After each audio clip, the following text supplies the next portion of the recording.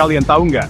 Indonesia sedang berada di tengah permainan besar yang melibatkan dua kekuatan dunia. Di satu sisi, ada Rusia dengan teknologi militernya, termasuk pesawat tempur Su-35 yang luar biasa. Di sisi lain, Amerika Serikat terus menekan dengan ancaman sanksi berat. Tapi, apa kalian tahu bahwa Rusia bilang kontrak Su-35 Indonesia nggak bisa dibatalkan? Bahkan meskipun Amerika Serikat mencoba campur tangan. Ini bukan hanya soal pembelian pesawat, guys. Ini soal strategi, geopolitik, dan masa depan pertahanan Indonesia. Gimana kita harus bersikap? Indonesia.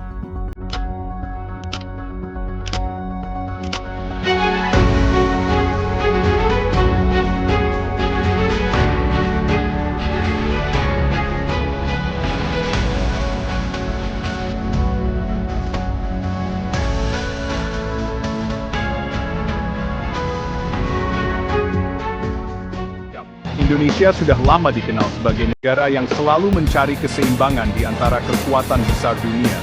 Dari Uni Soviet dulu hingga Amerika Serikat sekarang, kita pintar memainkan peran diplomasi.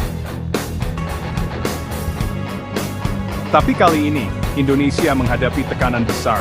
Amerika Serikat ingin kita batalkan pembelian pesawat tempur Su-35 dari Rusia.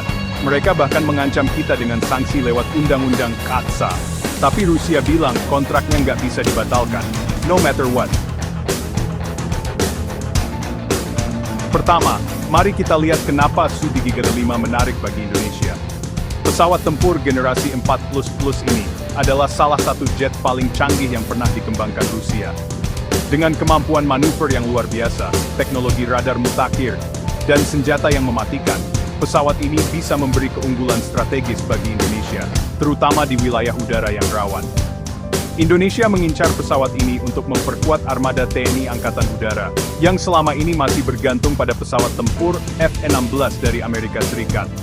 Memiliki Su-35 artinya kita punya variasi alat tempur, yang membuat kita nggak terlalu bergantung hanya pada satu negara. Diversifikasi pertahanan, bro. Tapi masalahnya, ini nggak semudah kedengarannya. Ini membuat posisi Indonesia jadi serba salah. Di satu sisi, kita butuh teknologi canggih Su-35 untuk menjaga keamanan wilayah. Tapi di sisi lain, sanksi dari Amerika Serikat bisa merugikan banyak aspek lain. Jadi, harus pilih yang mana nih? Nah, di tengah ketidakpastian ini, Rusia dengan tegas menyatakan bahwa kontrak pembelian Su-35 tidak bisa dibatalkan, bahkan dengan tekanan dari Amerika Serikat. What? Serius? Rusia bilang, mereka siap memenuhi kontrak dengan Indonesia tanpa peduli apa yang terjadi di belakang layar diplomasi. Rusia juga melihat Indonesia sebagai mitra strategis yang penting di kawasan Asia Tenggara, dan ingin memperkuat hubungan di bidang pertahanan. Mereka percaya, Indonesia bakal tetap maju dengan kesepakatan ini, meski risikonya tinggi. Tapi, apa benar Indonesia bakal maju terus? Seiring dengan tekanan dari Amerika Serikat, kita juga punya pilihan lain. Ada opsi untuk membeli pesawat dari negara lain seperti Korea Selatan, dengan KF-21 Boramai, atau bahkan dari negara-negara Eropa. Selain itu, Indonesia juga sedang membangun proyek pesawat tempur dalam negeri, melalui kerjasama dengan Korea Selatan. Diversifikasi alutsista memang penting, tapi memilih Su-35 berarti kita harus siap menghadapi risiko politik dan ekonomi dari Amerika Serikat.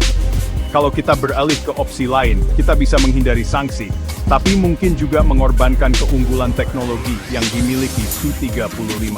Ini adalah keputusan besar yang memerlukan strategi jitu dari pemerintah kita. Jadi, inilah dilema besar yang dihadapi Indonesia. Di satu sisi, ada kehebatan Su-35 yang bisa memperkuat pertahanan udara kita. Di sisi lain, ada risiko sanksi dari Amerika Serikat yang bisa merugikan negara kita. Pertanyaannya adalah, apa kita berani mengambil risiko ini demi memperkuat pertahanan, atau lebih baik cari jalan lain yang lebih aman?